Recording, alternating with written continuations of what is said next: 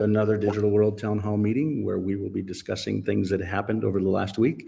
Today is March 25th, 2025, and we do have a live audience from all around the world, from Canada to Australia to Mexico to New Zealand. And we are joined today by a wonderful man, Gary, who's actually in Utah, but he's from South Africa, so you may hear an interesting voice there. But we're grateful for all those that are here, as well as in the Americas, in Utah and Hawaii. And I don't know, we've got Bob that kind of travels all over, but we're grateful for you taking the time.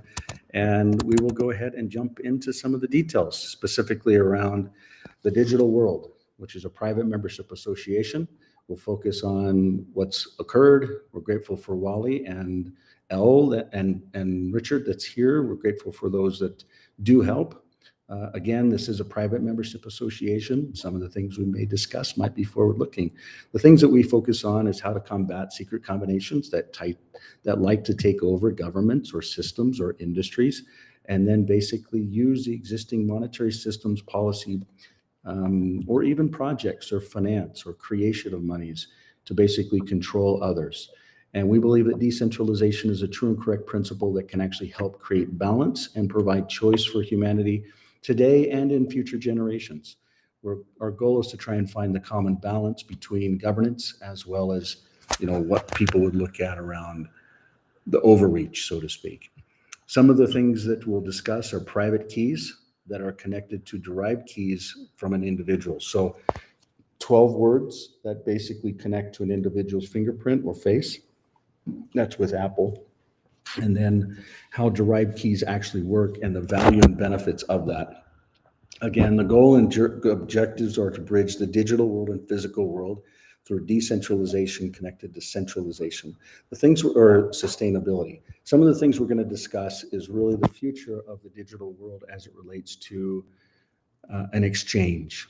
Not just one exchange, but 4 different exchanges, whether it's the digital world, whether it's the state of Utah, or whether it's Alpine Gold, or whether it's a type of floating system for currencies, equities, and commodities. And so we're grateful to have Gary on with us, as he's one of the individuals that will actually be focusing on some of the future environments. We do have some advancements in the phones, the homes, and the auto industries this last week. We're well over 7 million in pre-orders for the homes, and we're currently working on 2 additional models and some basic inventory and productization needs for the phones. And in this last week, we made some advancements within fleet management and supply chain automation on the procurement side within the autos. One of the things I really want to discuss is an exchange system that is not just for currencies, equities, or commodities, or for digital asset to digital asset, but for the fiat world or the physical world connecting into the digital world.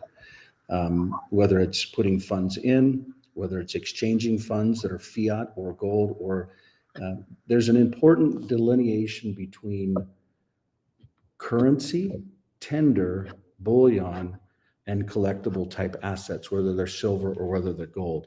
The ability to transfer them, the ability to actually have simple statements and summaries. I'm actually going to jump into a different interface and show you some real live environments. So this represents kind of the combination of a wallet. I'm getting some feedback. Let's see where we're at.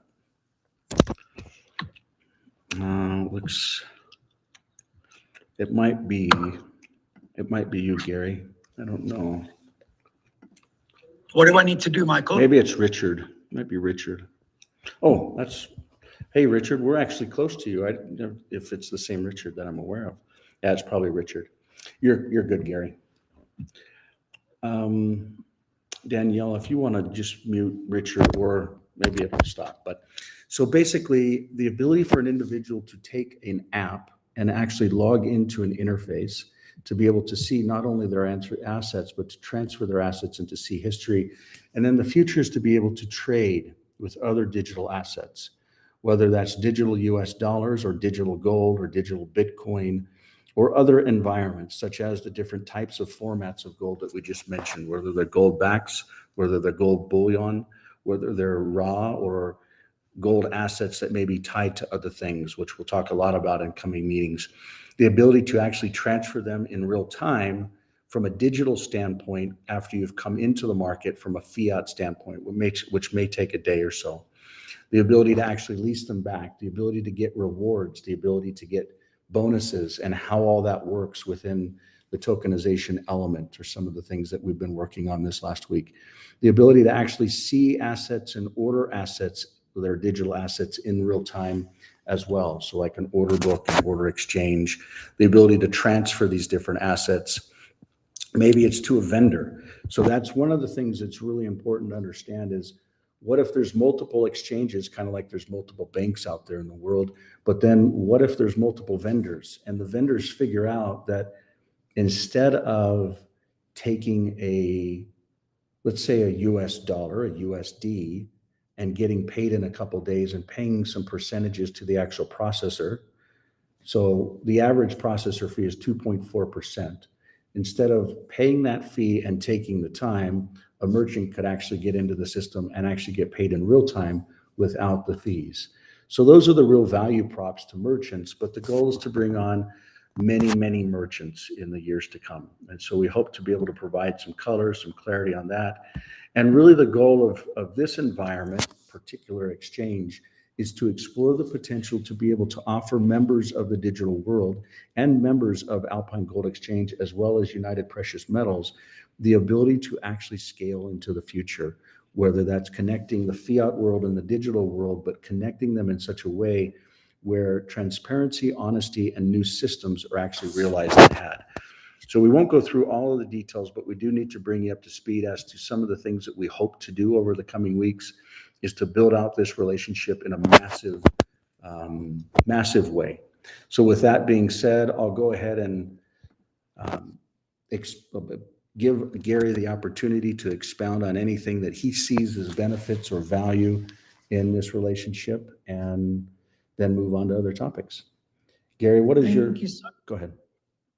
Go ahead, Michael. What was the question? I just wanted to understand your perspective. I know that you've watched this over the last 3 or 4 years, and you've seen things grown. You know, we've been to different parts of the world, but what do you see here from an outside perspective? From an outside perspective, we have the ability to now, for using 21st century leading state-of-the-art technology, to liquefy what was previously heretofore always an illiquid possession, that in the form of gold and silver, and of course the gold back as well. But with the digital infrastructure that Alpine Gold Exchange has built for the United Precious Metals Association, we become your system of record. We have tried and tested technology and tried and tested law that we are built on, architected by Lawrence D. Hilton, Larry Hilton, the attorney that founded the United Precious Metals Association back in 2011 after the passage of the Utah Legal Tender Act of 2011, but without getting into too much detail. So what we've been able to do is we accept members' gold holdings. We hold them 100% preserved, 100% insured, and 100% private. And why those are important is because in today's commercial banking criminal world, fractional reserve banking allows banks to grab $1 and lend it out 10 times or more. And so your actual reserves are digitized and hypothecated out without your permission. You receive a breadcrumb of the return and they get the loaf. So what we're trying to do is return back to an honesty and transacting an honor, where we are using not just gold and silver, but specifically in the United Precious Metals Association, US legal tender gold and silver, which, as I mentioned before, we went live in the green room, as it were, that it is, for our purposes, the US 1 ounce gold buffalo, the US 1 ounce gold eagle, and the US 1 ounce silver eagle, and the gold back. So we use those. The gold back is represented as a specie legal tender instrument. What makes it such is because it can be then exchanged. For gold back, you can exchange it into gold and or silver US legal tender, and that makes it a specie legal tender instrument and part of a money system not based on fiat, but based on true intrinsic value proven over millennia of time. Now, what we are so thrilled about, and that the more we've learned about Michael Proper's Digital World and Clear.co.com companies, or the whole group of them, but specifically with the Digital World, is that we can plug in our core competencies developed over the last 14 odd years into Michael's Digital World using the latest and greatest state-of-the-art, robust, blockchain-based, quantum computing resistant or quantum computing enabling technologies to be able to register and keep track of the assets and holdings of our limited cooperative association.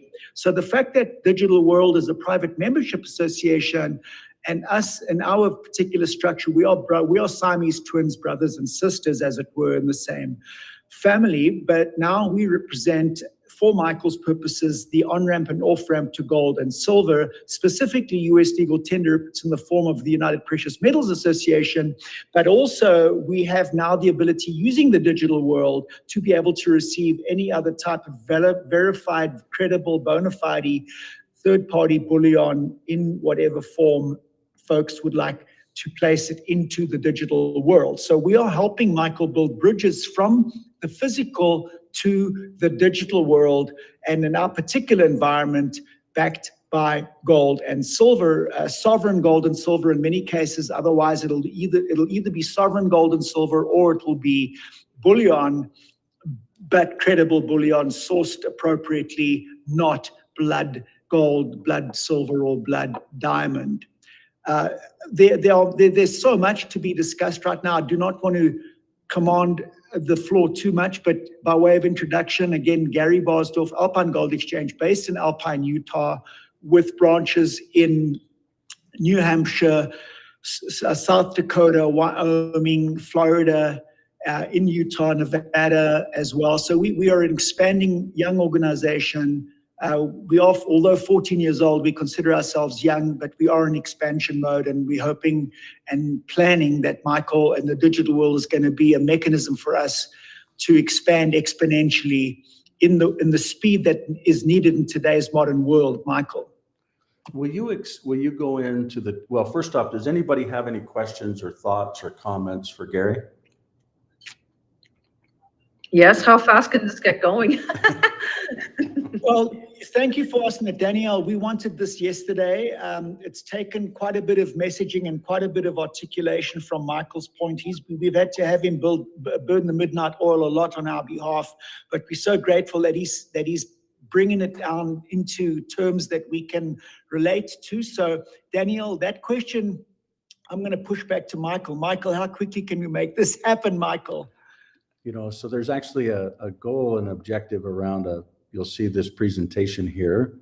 Notice that today's date and valid for 7 days, we're really trying, we have a massive sense of urgency around getting it done, but ultimately the details, and the devil in the details is going to determine it. Our goal is to do it within less than a quarter, but it takes time to do testing and regression testing. There's also a lot of parts and pieces that kind of come into play. There's 4 different pieces when we really look at things, and I've kind of got it drawn out here. I know that usually I do a little presentation for those that can see. Actually, maybe the body here, I think the folks online, I've got to turn this back on real fast for them. Let's see here. So you'll basically be able to see there's 4 different elements here, and they really come together in a very beautiful way, where payments meets value, and then where currency meets fund. So when it's gone back to your chart, Michael. It's gone back to your chart. Oh, well, the net is basically combining in payments that connect into value. There's a really important differentiation and connection there that needs to happen for humanity. And when you use real currency, and what I'd like to dig into is helping people to understand the things that you just said, but dumbing it down in such a way where they understand the difference between legal tender / currency and things like bullion, whether it's silver or gold, or even something that you mentioned, which was a new word to me around the blood gold and that type of thing. So maybe if you could expand upon what's the difference and how does the UPMA, United Precious Metals, or Alpine Gold Exchange differentiate itself from others out there in the world? Well, just a quick anecdote is that, I mean, a lot of folks might have seen the movie where Leonardo DiCaprio played a role of a South African, and it was called Blood Diamond, the movie. And these are just assets that are sourced using slavery and just abuse, brutalization of human beings. So the point here is that by the time it gets into US legal tender coin, we are expecting that that is all appropriately and sustainably sourced gold that is going into the minting of those metals. And so I don't want to focus too much because we are relying, we want for the rising tide to float all boats. So we don't want any prejudiced population, put into slavery to produce the gold and so forth that we are trading, Michael. I didn't, Let's take the blood topic and just put it out for a second, but let's come back to what is the difference between bullion gold versus legal tender gold? So can you explain that to everybody? Yes, so thank you very much. So bullion gold is a commodity, and that it's an investment commodity. Yes, it is, because you can own it, it will appreciate in value, and you can resell it. It'll be attached to the spot rate of gold, which is a theoretical price generated by the London Bullion Market Association in London and by the COMEX in New York and Chicago. However, bullion gold is not usable as a current. It's not a money. It's an asset. It's not a money. It's a commodity asset class versus a money or a tender or a currency, and that is therein lies the paradigm of difference. A money can be used to exchange lawfully one to another for products, goods, and services, and so U.S. legal tender coin includes the gold and the silver coin, and of course the gold back as a specie. In the past, our nickels and dimes and the silver money in America pre-1965 had 90% silver content in them until it was decided to start diluting it and creating and making it cheaper to produce those particular coins. But notwithstanding, the legal tender coin is product that can be used as a money versus as a commodity, where there were maybe certain capital gain tax implications that apply to buying into a commodity 1 year and selling out of that commodity in another year. You will have hopefully an appreciation, and that appreciation can be taxed. So that's the treatment. The basic fundamental difference is that a commodity gold can be the gain or appreciation on that can be subject to capital gain, whereas the currency gold is not. So the currency gold is what I'm showing, like a gold eagle or a silver eagle. And so what you're saying is that is not taxed with the capital gains historically. And things may change once it goes into a digital stand in the future that even benefits that even more, depending on some of the laws that are passed, which currently in the state of Utah and federally are currently being worked on.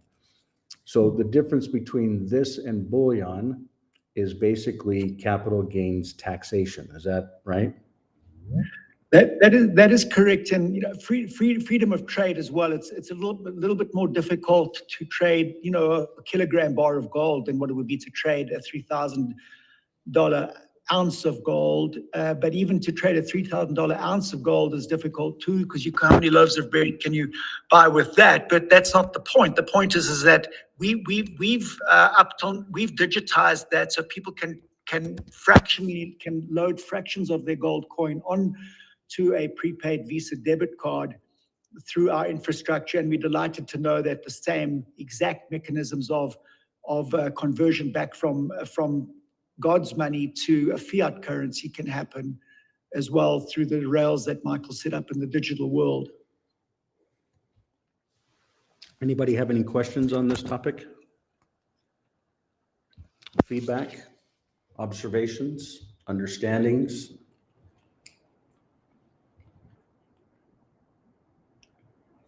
My comment is how liberating this is. Just, liberating, free. It represents freedom to me. Why does it, I totally emphatically agree with you, but I'd love to understand why. Why do you see it? Why does that feel that way? Because my experience late, the last couple of years or so, I'm being told what I can do with my money, how much I can withdraw. The fees are astronomical. And I just, this is just my own thoughts, but the fiat money for me is attached to so much corruption, and I don't want to be a part of it. I just want to be honest and truthful and ethical, and the money I earn is ethical, but if I dug deep enough, is it? I don't know. I just I don't want to be in the system anymore. I don't want to be enslaved. I just want to be free. I want to do good, and yeah, that's what I can say. Gary, you have lots of members. Do they see it the same way, or do they come in with different MOs or perspectives, or what's your observation? I've been employed at Alpine Gold since the 11th of May, 2022, and I came to learn of the Goldback actually through a volume of the Epic Times newspaper that was published in end of January 2022. I met with Jeremy Corden, the CEO, on the 10th of February and started doing some freelance work for them. Became engaged full-time on the 11th of May, like I said. And what I've found is that basically the tribe is gathering, because those, let me just also say up front that less than 2% of America's savings are in precious metals. So it's 1 or 2 people out of 100 that you'll talk to on the street, by extrapolation, that will have any inkling of gold and silver. Being from South Africa and South Africa being such a gold mining oriented country, it was so valuable back in. So, but I was alive then. I was an adolescent. But in 1971, the world went off the gold standard. At that time in America, and I'm going to get back to answering your question, Michael. But at that time, it was $2 American to buy 1 South African rand. After the gold standard, and in today's modern world, it's like 18.65 South African rand to buy $1 US. Now, the fundamentals of the countries haven't changed in terms of their raw materials and so forth. Governance has changed, world sentiment has changed, but notwithstanding the fact that the gold standard is no longer adhered to, it means that then governments can, on demand, print their money out of thin air. As far as the world views of the members of the United Precious Metals Association, I've encountered hundreds of them, hundreds and hundreds of them in the last several years, both in person and phone calls and video meetings and other things, based on my roles that I've had here and continue to have at Alpine Gold. But the folks that are gravitating towards precious metals have already realized that there's a certain dysfunction with fiat, and they are choosing of their own volition to convert from fiat to sound money or to sound commodity, but specifically to sound money in the form of US legal tender gold and silver.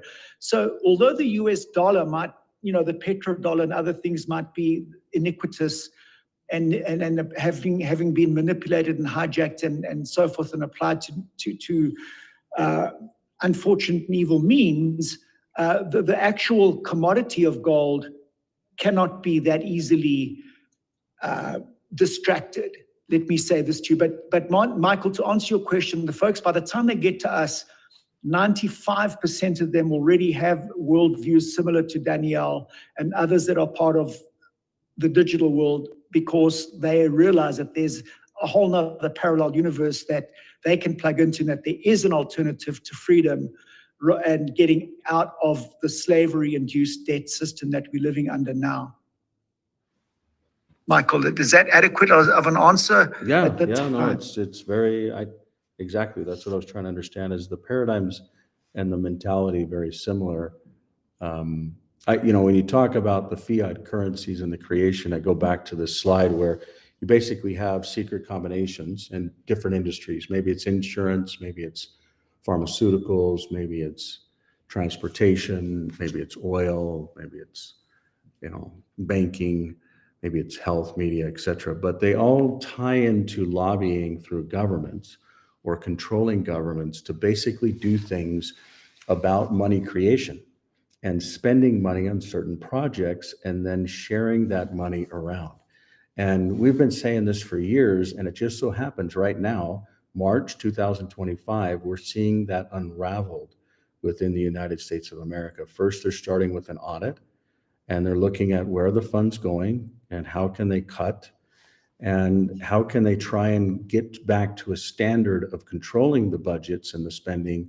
And then what if maybe in a week, maybe April 2nd, they start announcing things that turn us into a golden era where there is actual backing in the future, whether it's through a digital asset, which was adopted on the 7th of this month. So specifically around Bitcoin. And then what if they actually take the audits that they're doing on the Federal Reserve and say, okay, well, we have this much and it's at this price and we're going to back it.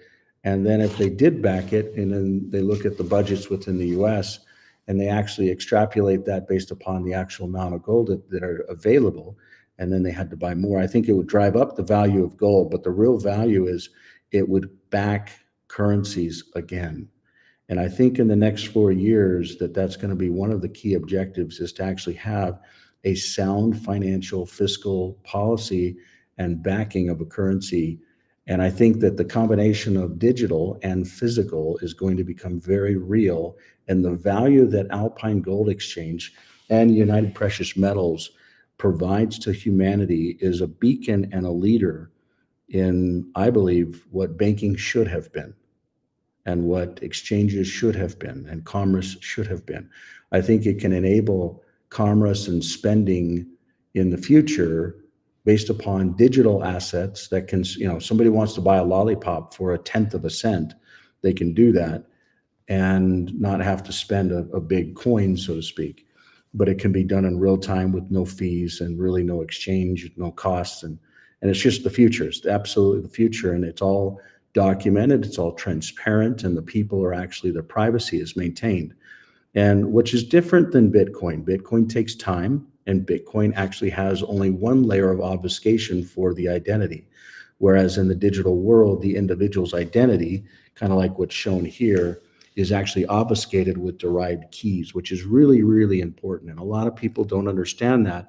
But that's one of the core benefits of the digital world, is around how derived keys actually provide privacy for the individual and all of their assets. So really important topics, very important relationships. And this is one of 4 exchanges that I think are going to be imperative for the future, the short-term future, as this gets rolled out. So with that being said, we'll go back into the general audience and ask if there's any questions or topics that, or feedback or anything that the audience would like to jump into as we're in the final part of this meeting.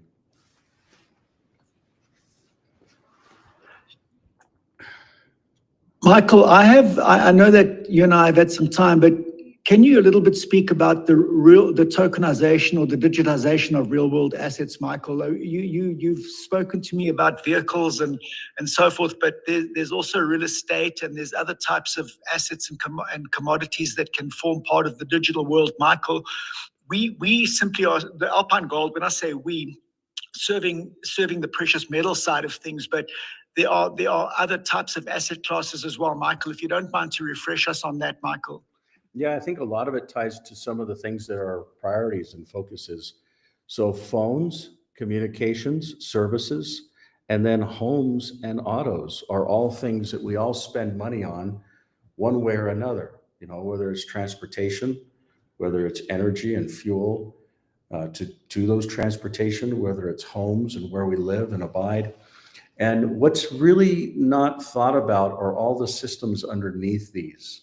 So whether they're banking systems, whether they're money transmitter systems, whether it is organizations that actually fund these types of things. So let's say the homes, you got Fannie Mae and Freddie Mac, that would be a process of saying people can actually create money by going into debt, or debt banks can actually create money for them based upon them jumping through certain underwriting processes.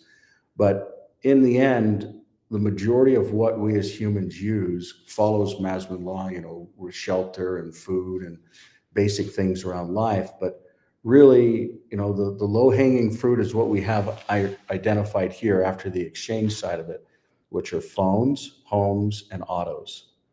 And so the phones, people have already seen pieces of that. The homes, there are already, I'll go to a website called Clear Homes. And we actually had this last week, a wonderful event where a bunch of families got together and had some bowling stuff. But these are homes that are basically manufactured. The first facility will actually be here in Utah. They have different styles of homes, whether they're, if you look at this home per se, it's actually a style that goes in the tropics, namely in the Pacific, but it's also one that can tie to a rugged environment within the mountains, which I'll jump into a different model and show you. The ceiling, the floor, and the walls are all built out of what's called SIP panels. And the panel themselves have the water, the sewage, the HVAC, and any of the electrical that flows through them. But when you understand how this works, it uses economies of scale to basically deliver a turnkey, like Lego set, to your house, to a job site, to a location that's got a plot of land that actually has an area cleared, that has a preparation of a foundation. Usually the foundations come off the ground for some of the smaller homes, but this is that same home, but it's in a different environment. And so the goal is to actually build these out in a factory, about 6 to 7 a day. The factory is going to be based upon a lot of robotics and centralized control. And then that will basically ship out to a job site, and these things can be put up within a couple of weeks. And the goal is to get the market price around $200 to $225 US per square foot. There's lots of different models. These are some of the bigger ones at $3,000 to $3,600, but they go all the way down to $450. So imagine a home at $200 a square foot, $450. So this home is literally about $90,000 to build. And it's something where future generations can actually get into home ownership. They can have their place where they can actually call their abode or their home, because that's one of the things that's been attacked by these secret combinations and central systems, is really the family and the ability for them to be able to have a safe place to actually live and to gather and to share life without stressing about the things in society.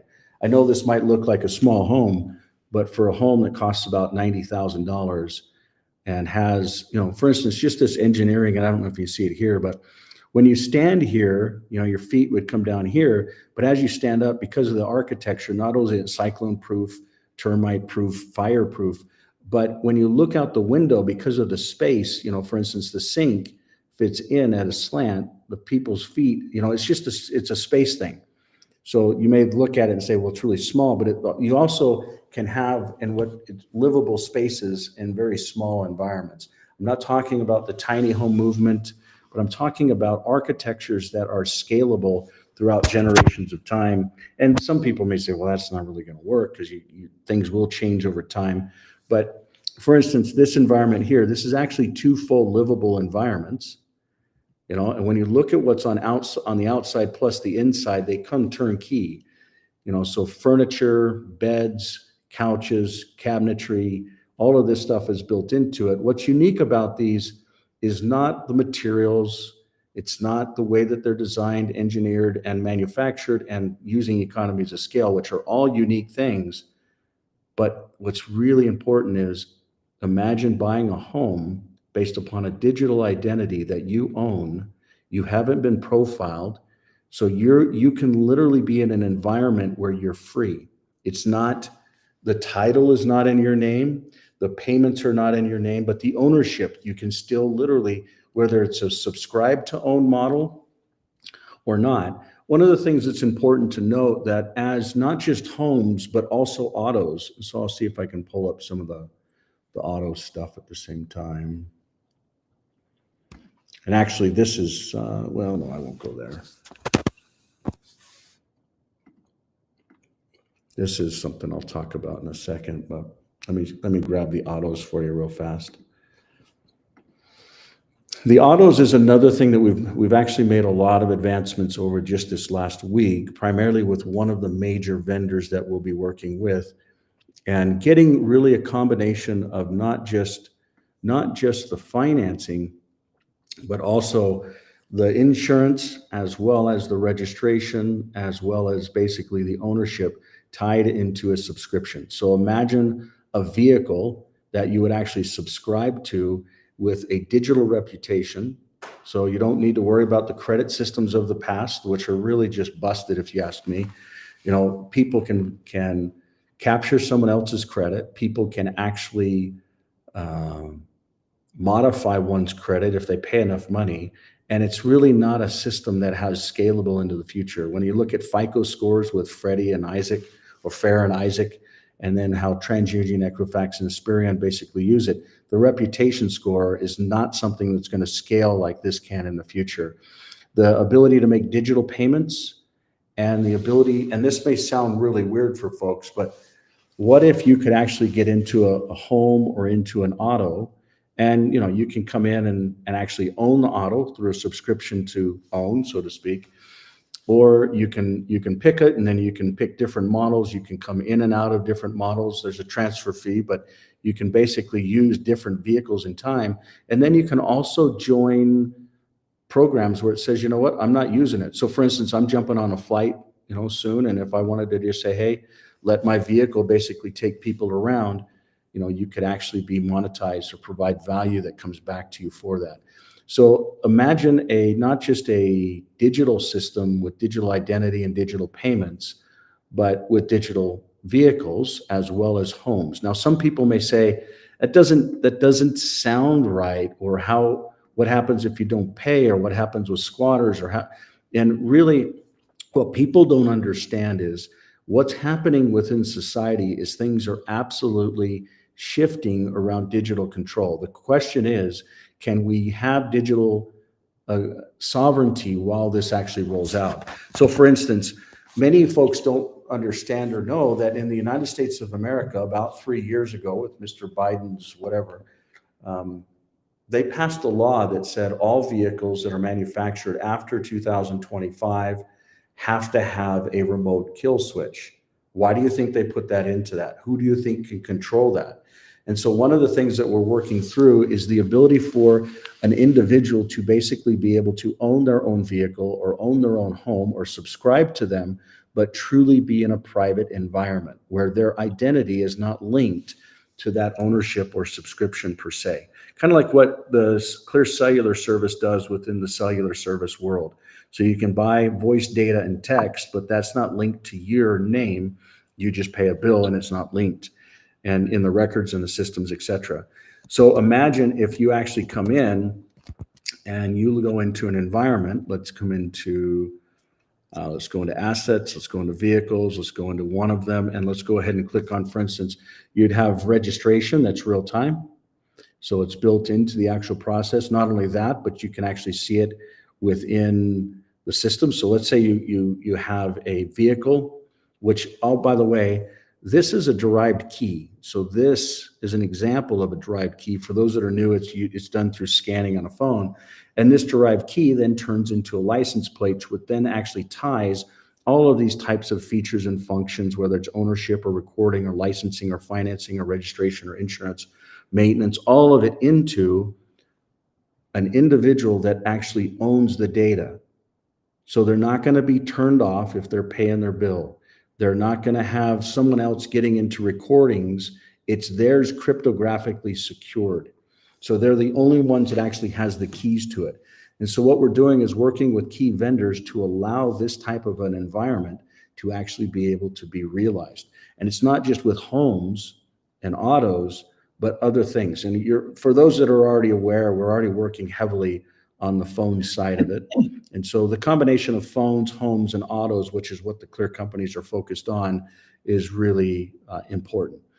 The stuff we're working on with, the exchange opportunities, which is really number one, ties to the work that we're talking about here with Alpine Gold Exchange, which again is one of 4 that we hope to be able to stand up within 2025. So huge advancements, these all tie to payment systems and reputation systems. If you want, I can kind of go through what the details of those are for those that may be new. So if we go into services, click on reputations. The actual reputation system is built on an algorithm that the individuals own, and it's a standard algorithm across individuals, organizations, also known as businesses or trusts or companies, and then assets. So the car would have a reputation. If it's in an accident, the reputation is going to come down. If it's driven hard, which you can actually tell. The key is you don't need to link this to the drivers or the individuals, but imagine welcoming in the digital world in such a way where identity is private. The rights to be able to be sovereign, to travel, to transact, and to be private are a human right within the digital world. People can share the data that they want to. Let's say they don't want to share where they're physically located, but they want to share that they're actually moving around. Computers can't do that. Well, some could argue, hey, we're going to have robots, we're going to have cars, they can go do those types of things, but they usually don't send emails or create calendar events or send financial transactions, which I'm talking about within this type of a system, or do many other things. By the way, there's many ways. Imagine, and we've talked about this for years, when we talk about the ClearPhone, we're talking about a device that doesn't just not spy on you, but it'll actually pay you to use it and own it in the future. So it's important for people to understand this, to start migrating off of the centralized systems, whether we're talking about Apple or Google, and moving into an environment that's decentralized. If people are like, that's too big of a lift, that's fine. Stay where you're at with Apple and Google, and then just download an app, whether it's Clear Life or Digital Life or Hawaiian Life, and start using systems like this. And the way that you use them is actually a really simple process. I'm going to actually go ahead and.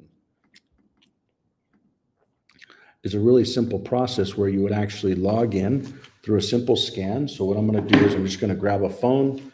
I'm going to grab a life app, kind of like what I was talking to you about, whether it's Vanuatu Life, Fiji Life, Samoa Life, Hawaiian Life, Mexican Life, American Life. But you log in with 5-factor authentication, just like we did. And then you can basically manage your world, whether that's you want to start a business, you want to create, value, you want to have a title, or you want to have insurance, you want to have a product, you want to have assets, you want to vote. They're talking a lot about voting with voter IDs and having it go through in real time. There's such easier ways to do it, but I don't want to push on it. I feel like Michael Flynn actually went a different direction when it was all about printing ballots and things like that, but that's a different conversation. So I hope that folks are able to see some of the updates and some of the value, and not only that, but the strategy around priorities and focus. So this is really where this is resulting in. Some of the thing that's important to note, that the social side of things is still moving forward, whether we're talking about someone else's auto or someone else's home. So imagine if someone wanted to go and deliver groceries for somebody else as a service, or if someone wanted to pick someone up and take them somewhere as a service, or if someone wanted to stay in someone else's home. The thing that's important is around ownership is really a form of stewardship. And as we're stewards, we also build reputations. But it's doing it in such a way where individuals own their own identity, they own their own data. So with that said, does anybody have any questions or thoughts or comments before we close today? Yeah, I want to ask a question, Michael, and I'm sure you've covered this 100 times, but it hasn't sunk in, obviously. So am I correct in thinking that if I'm in the digital world and I'm transacting inside the digital world, that every time I transact, I'm building my reputation? Yes, you got it. Okay. That's exactly right. And the more you transact, the more your reputation gets built. And, it's not just you, but it could be like, for instance, let's jump into one of these companies here. Okay. So let's just jump into maybe I don't know what this one is, but let's go ahead and look at it from what the world sees. So this is a public perspective of this Leo Ventures trading. It's got a poor reputation score of 300. You can see when it was started. You can see that it's got a unique identifier. You can see that it has an individual. If certain people wanted to join this, does anybody have well, I don't know what business this is, so I can't really just join people to it, but yeah. So the more members that you have, the more managers that you have, the more transactions that you have, the more assets that you have, all of those things basically tie in to building out what we call this digital reputation. And again, it's a model that the individual can manage what they share. And then the person that's accepting the reputation, also known as credit, could actually regulate how they care about it. So maybe some people are like, you know what, keeping a structured calendar or doing transactions or traveling are really important, but I don't care if they make posts on this platform or that platform, or if they maybe add a contact or don't. But so they can basically self-select on what's important and then set that as a standard. And other people can basically follow that too as a kind of a template. So good question. Other thoughts or comments? Guidance, feedback, course correction, negative comments, anything? Michael, you in the past, I've seen Clear Health. Can you speak a minute to some of the other ones besides the homes, auto, and phones of the Clear companies, Michael? Just a real quick reminder for me and others. Yeah, so what I'll do is I'll jump onto clear.co.com, which is a website that all the Clear companies are tied into. And we'll jump into 2026, which is really when we think the health stuff is going to take off. Right now, for those that actually want to order, you can order this today. And you're welcome to it. Right now, it's primarily focused on use cases around sleep patterns. It's got full FDA approval. It's a device that goes on your finger, and it basically communicates with your body through yes or no questions. I won't expound upon that, but I will tell you that it is very important for humanity. It is very disruptive for humanity. It is the future of health.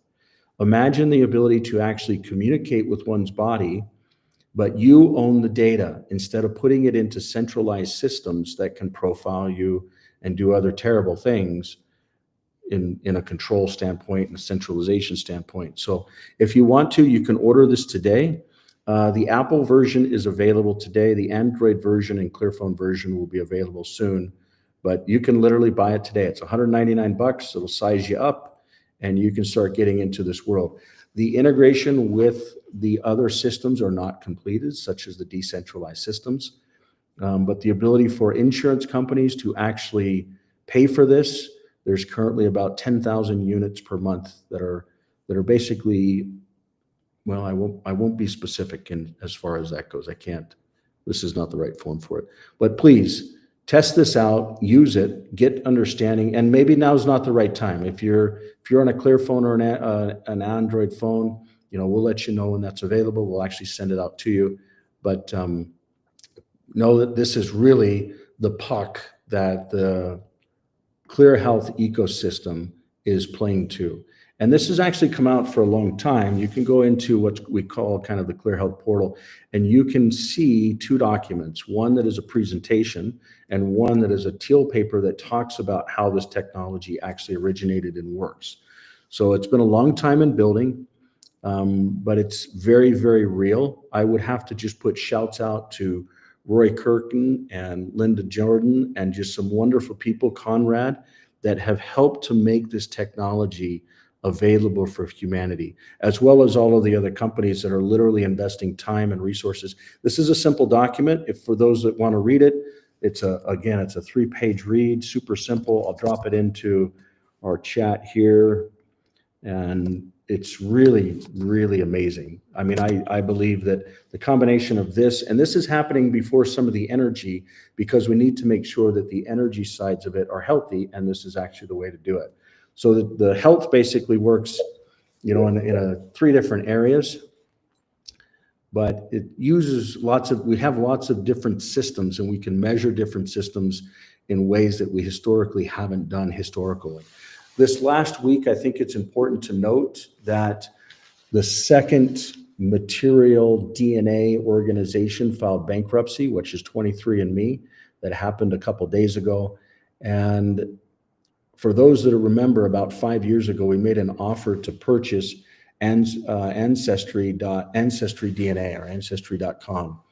And they ended up selling to BlackRock. I would bet money that Ancestry, as well as 23andMe, will both end up with the same shareholders, which will be BlackRock and Vanguard. And then when you understand what's happening with some of the Oracle and ChatGPT and Stargate things that will be happening in the health world, you will see a centralized system which will profile through DNA literally who humans are, and then they're writing the mRNA vaccines, if you want to call them vaccines, to basically augment issues that humans have innately, whatever. I personally believe that it's wrong. I believe that our bodies and the gift of life is absolutely amazing. Even getting sick, in some ways, it makes us stronger as individuals in our current life and for future generations. But, you know, whether it's wearables on watches or rings or ears, there's lots of different, you know, technologies that go behind it. But this is basically the future of health as we see it, so to speak. And, you know, it may come a different way, but currently it's not on the 2023 roadmap. The ability to actually turn phones, homes, autos into subscriptions and then social platforms where people are helping other people, whether it's with homes or autos, etc.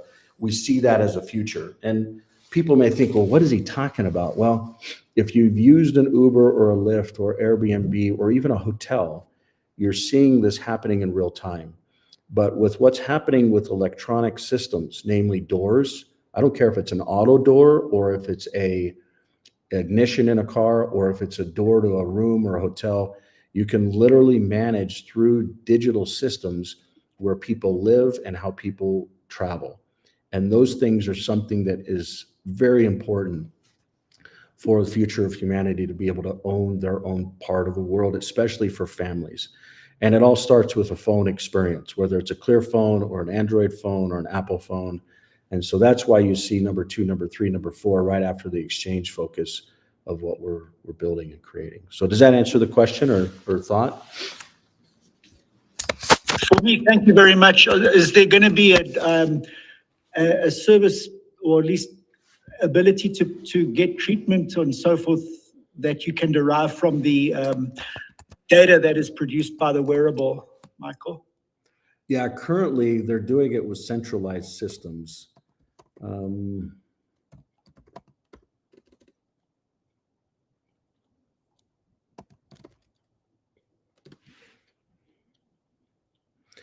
This is Clear Health, and these are the services that they'll offer. The tuning is actually going to be a service that basically uses quantum entanglement to remotely provide some value based upon what your body is saying. So imagine you wearing a ring and remotely it says, I've got an inflammation issue, or I have a respiratory issue. And there's remote frequencies or fields through quantum entanglement that can actually help you to be able to become healthier. A lot of people may think, you know what, that's just woo-woo, it makes no sense, or it's not real. But I promise you that quantum entanglement is very real. Mother's intuition is very real. Prayer is very real. They all use the same types of structure. And a lot of people may say, this doesn't make any sense. But it's in my opinion, it's not just science, it's proven. And it's not something that costs money. It's not something that is very crazy expensive to do. But I believe that a lot of the issues that we currently are dealing with are byproducts or can at least be helped. Now, does that solve root problems? Not in all cases. A lot of the things that are currently being turned around within society around diets, around food, around how it's created, and whether we're talking about pharmaceuticals or whether we're talking about, things that'll actually get rid of what is natural biome, like antibiotics or other things. These are all things in societies which are actually hurting humanity. And it's not just in one country, but many. It's interesting to see how the US can actually have certain products that are available, whereas other parts of the world have banned them, like they're full on illegal. So these are future products that you'll see within Clear Health. A good chunk of it, particularly the scanning portion of it, was something that was focused within an engineer and team of engineers that basically just went to go focus on building out this important ring. This ring is really a breakthrough in health. I believe it's a whole new level of devices. I mean, think about it. We take temperature readers for granted. We take scales for granted. We take simple measurements for granted. A temperature, what's not just a meter of a temperature, but what is the actual, temperature itself. We take all that stuff for granted. I believe that this device will be taken for granted in the future, and the things that it monitors and does. And right now, this is all about sleeping to get an individual in a positive, happy state and mood. But from my perspective, it goes much, much deeper than this around communicating with all systems of the body and through frequencies and energies that are actually very valuable and very real. So I hope that makes sense and answers some questions, but we're grateful for the people, even Doug and Paul and the many folks that are behind this that have just done an amazing job to bring this to reality. Health is such a big topic that we've got to get some of these other fundamental things done before we can actually get to that. So, but the health stuff is very real. Then the energy stuff is very real, which also ties to some of the time scales around, I'll go back here a little bit. So you'll see the energy stuff will be coming out right after that in 2027. So we'll go back over to Q&A. If you've got questions or topics, now's the time. Otherwise, we'll wrap up and see you next week. But thoughts, feedback, comments? Can I just make one quick observation? It's not lost on me the fact that you have a teal paper, and then, of course, the color scheme is teal, right? As opposed to what's commonly referred to around the tech world as white papers. Michael, can you speak just a half a minute to that as to why you chose that, Michael? Actually, am I right? Yeah, you're actually right. So actually all of the Clear companies have their own respective colors for what it is they do, and they have their own respective papers as well. And they also have their own style guides. So if you jump into brands, you'll see, here we've got the Clear Foundation, all of its products, what it does, Clear Center, all of its products, what it does, Clear United, which is around awareness, Clear Health, which is what you just saw, Clear Energy. The other one that I want to point out that's important as well is the digital world. So the digital world actually has its own style guide. I'll go ahead and show this to you in real time.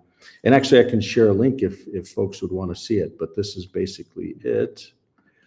So new marks, color palettes, usage, spacage, icons, and then assets. So this is native. This is the digital world.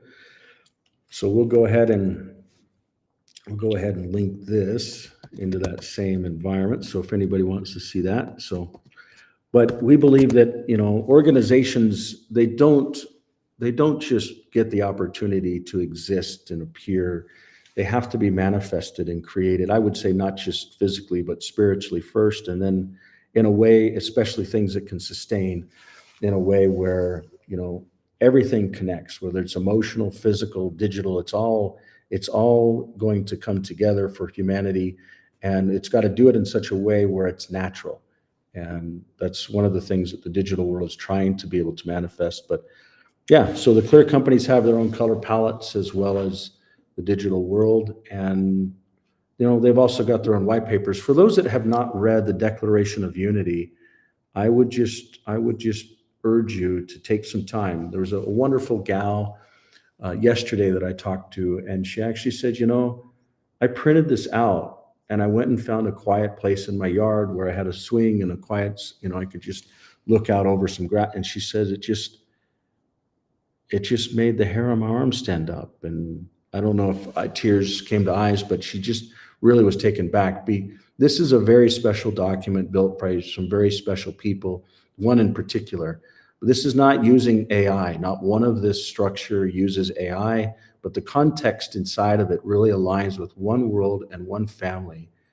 And that's us on Earth. And it's important for us to remember we're all in this together. If we can just stop the division and love one another, especially through the spirit of aloha, I believe that the pain that is currently being felt in society and will be felt can subside, and peace and joy can be able to take over. So with that being said, thank you for those that always come on. I know it's just a nice, intimate group of folks from around the world, but for those that listen and pay attention, thank you.